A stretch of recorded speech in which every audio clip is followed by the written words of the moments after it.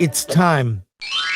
69. James Cameron's Avatar Fire and Ash opens this week. This is the third film in the series. And let me just say before we start, I'm not an Avatar hater. I actually really enjoyed the first film. It's sort of science fantasy that you would imagine on some pulp 1950s magazine with those covers painted of a faraway planet, a completely different environment and world. The concept of transporting your mind into a native that can walk and breathe the air on that world was compelling. We're introduced to Jake Sully, who was in a wheelchair, but then found the ability to be able to walk and live again as a Na'vi, native to the world of Pandora, a world now being plundered for its resources for a dying Earth. And the first film was great sci-fi and action and introduced the concept. We met the Na'vi people, and effectively for me, I recognized that the first Avatar was beat for beat Dune. It is Dune. It is a foreign invader basically bonding with the native people, in this case the Na'vi, in the case of Dune the Fremen. The world's being plundered. He then learns their ways, and then repels the invaders. It's also the hero's journey. It's a perfect telling of the hero's journey. Jake Sully has to conquer the great dragon and conquer it and ride the dragon. In Dune, of course, Paul Atreides has to conquer and ride the sandworm. And they both achieve that goal, earn the respect of the native people, become a leader, and conquer. That was the first movie. The second movie continues the story of the Sully family. Now Jake Sully and Neytiri are a couple. They've raised kids. And I give it credit for positive portrayal of a father figure we almost never see in any form of media, film or TV or anywhere.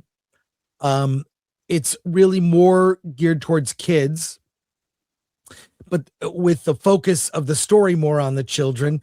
And Way of Water progressed the story. We saw Quaritch, his mind having been defeated in the first Avatar.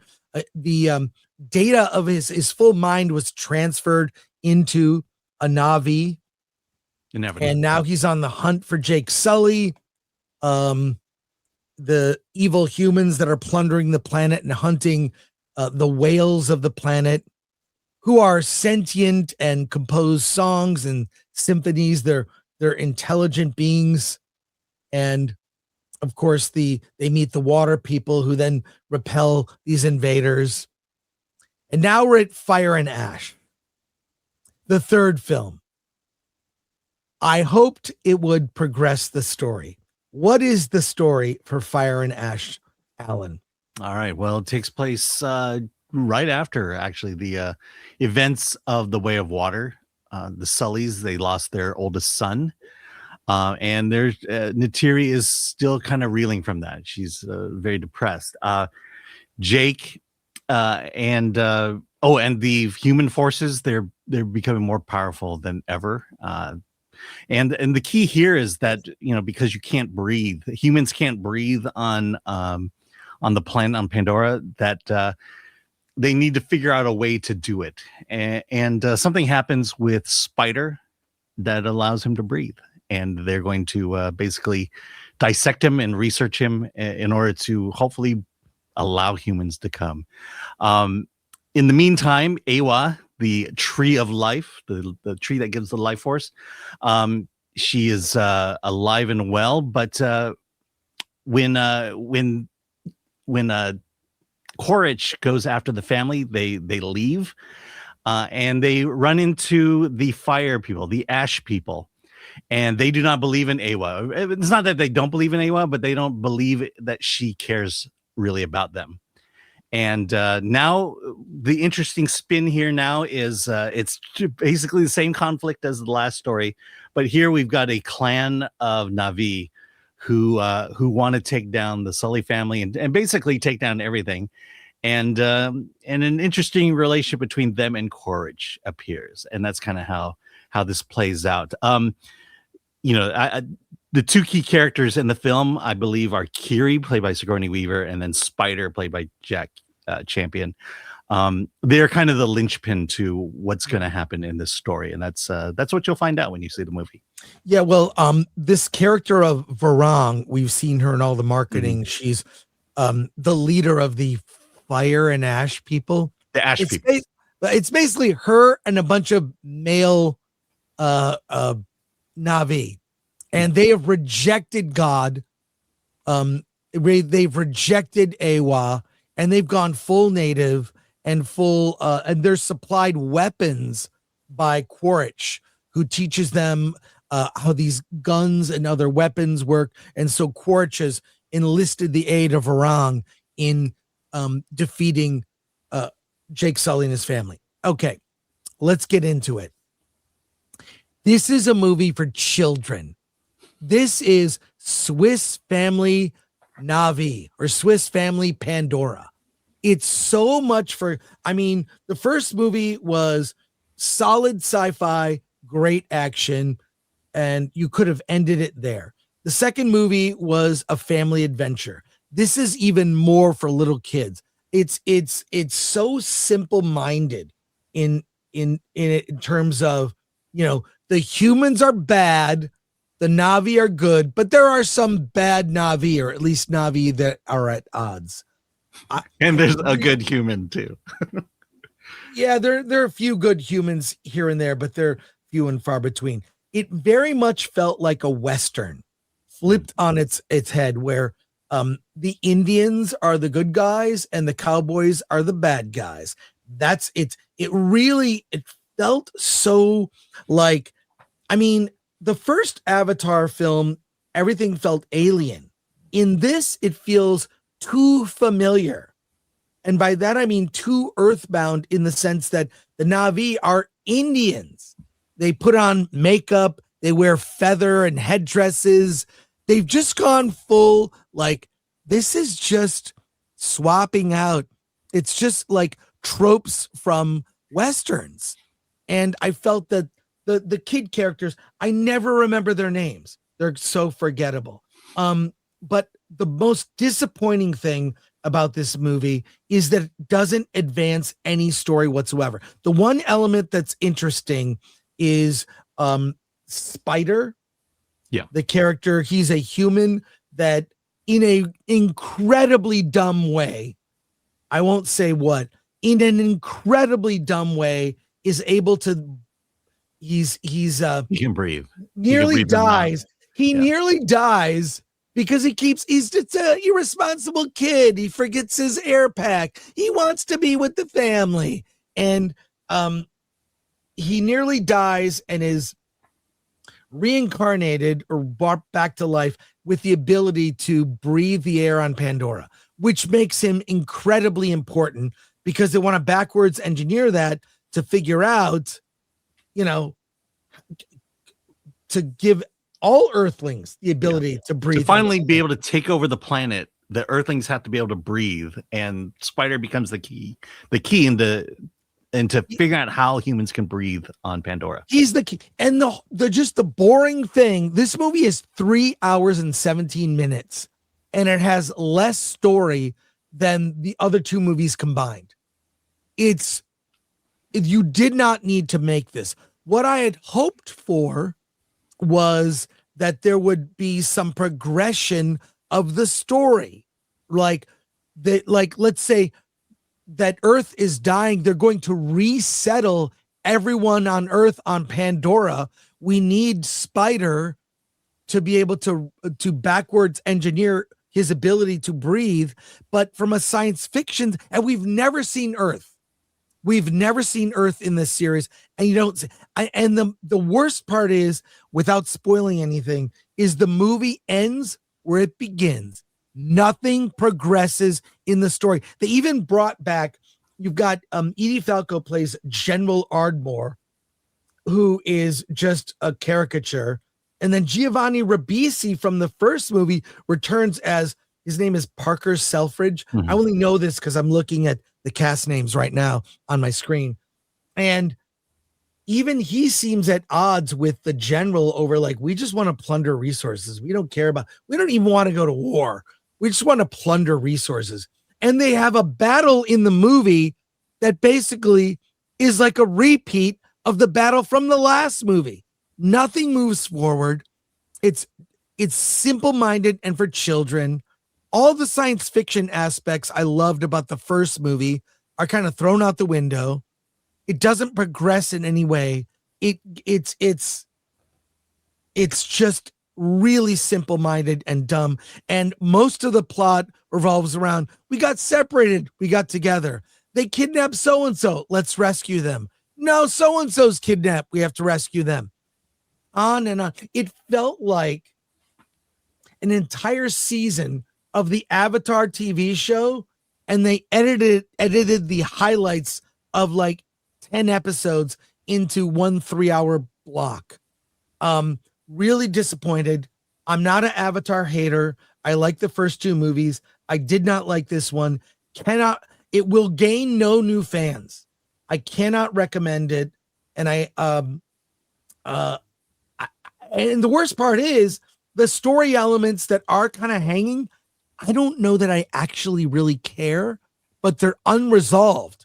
So if James Cameron doesn't make the second 2 movies in the planned 5-movie arc, you won't finish the story, but he didn't advance anything story-wise. Colossal disappointment for me. I can't believe I'm going to sit through it again, but I'm only doing that to see a certain trailer. But Alan, what are your thoughts? Yeah, I think that I was kind of with you up until the last one.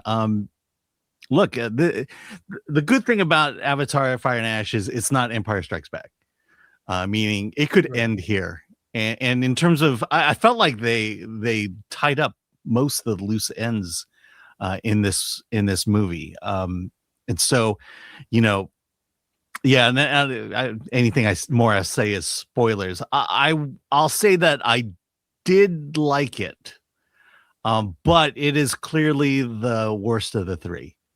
I liken this to Wicked for Good, because I love the second movie. The second movie because the first movie did do kind of world building, but the second movie really built that world out. You got the sense that this is a big planet, and then the family elements, as you say, and it's true, because I remember the comments I was making with Way of Water, is that we haven't seen movies about a father who protects his family, who's the leader of the family, and that certainly continues here.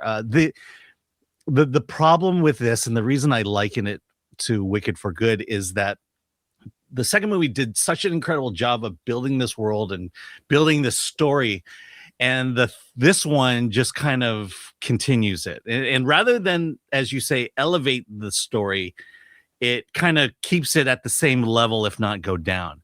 The final battle sequence is a pale comparison to the final battle sequence of the second movie. Yes. The things that happen here are lesser versions of the second movie. I think what I connected with and what I liked about the story was the idea of who is family, and it does revolve around the Kiri character and the Spider character, because that the issues there are, well, Spider is not one of us, and so he's not really part of the family. And then you have Quaritch, who is, as in the second film, is his father. And they play around with that dynamic. Is Spider really Quaritch's family, or is he really Sully's family? And I thought that was the aspect that played out very well. Problem is you don't make a 3-hour movie about that plot point. and and I did find what I liked about it also is the ash people, because it is different. It is a left turn in the story of Awa and this planet that everyone's interconnected with, and then now you have a crew that has rejected all that, and you play through kind of the religious tones. But so I would recommend the movie, particularly if you're a completionist and just need to get the third one out of the way. You're definitely going to feel like, well, it's not as good as the second one, but it wraps things up nicely.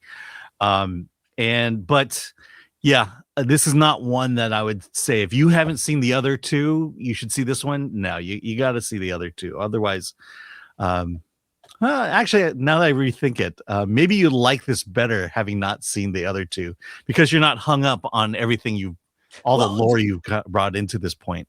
The thing is, this is what it lacks. It lacks like an advancement of an overall bigger story. Yeah. It's derivative of old Westerns, including The Searchers. Mm-hmm. There's like an element that's right out of The Searchers. Right. But the thing is, people like Westerns. And it's people like Westerns. And this is certainly a Western. And it's certainly that's why I'm not giving it a negative review at all. The only reason I think most people will dislike it is because it's not as good as the first two.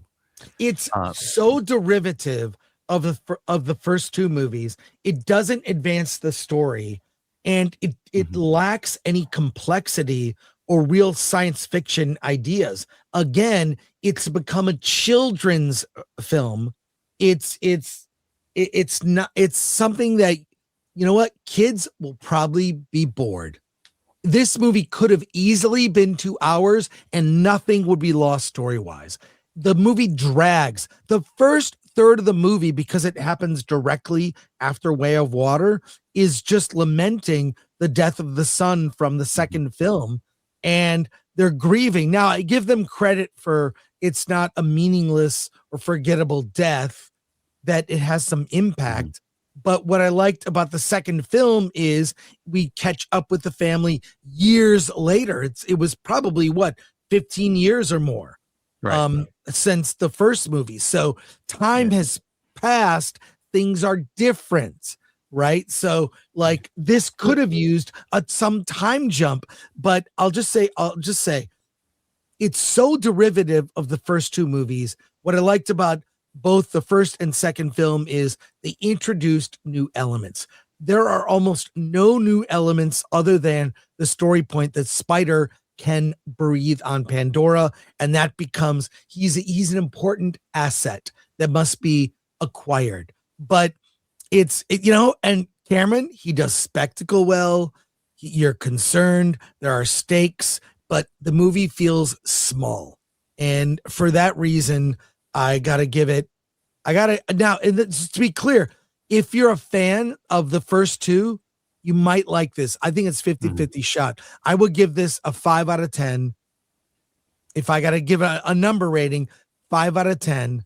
So it could go either way for you. If you're a fan, you may or may not like it. If you're not a fan, don't bother. Alan, do you have any final thoughts? I'll give it a 6.5.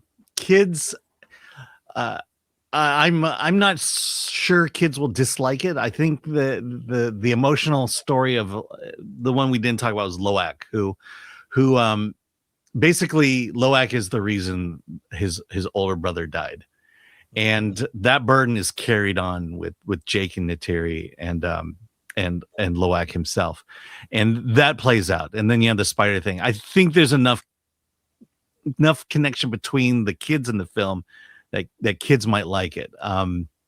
It'll be very interesting box office wise. I don't think. Let's see. I mean, we'll see. We'll see what the opening weekend is like. And China certainly likes the Avatar series, and China blew up Zootopia. So yeah, this may make a lot of money. This weekend it might surprise us. Well, let me just say this: this is going to make a lot of money.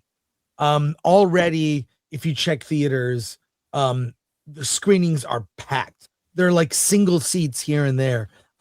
It's packed, not just because people want to see the movie. I do think a lot of new trailers are dropping, and people want to check in on the movies. Yeah, And- I'll tell you that you may be just talking about Burbank because I'm looking at theaters in my area and they're half full, maybe. Okay. That's still better than normal. I mean, so I think this movie will make a lot of money. It'll play through the holidays and into January.